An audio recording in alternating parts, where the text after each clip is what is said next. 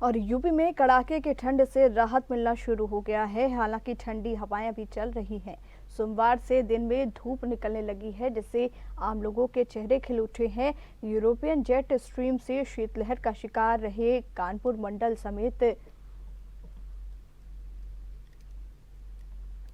मंडल समेत पूरे उत्तर भारत को अब देशी हवाएं परेशान करेंगी।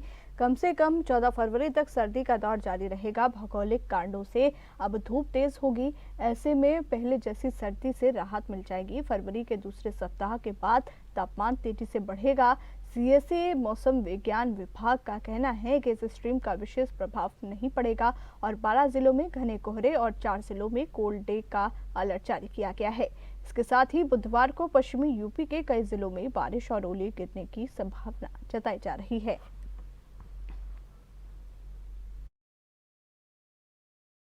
बहुत राहत मिल गई। हम लोग सुबह सुबह ऑफिस जाते हैं तो बहुत आसानी से, अब ग्लव्स की भी जरूरत नहीं, क्योंकि ग्लव्स पहनते थे तो अभी तक दिक्कत हो रही।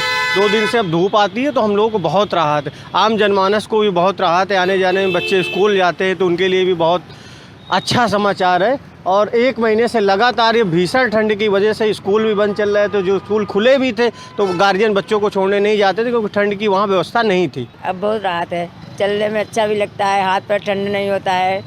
यानी पहले बहुत जितना ठंडी थी उससे अब बहुत बेहतरीन है।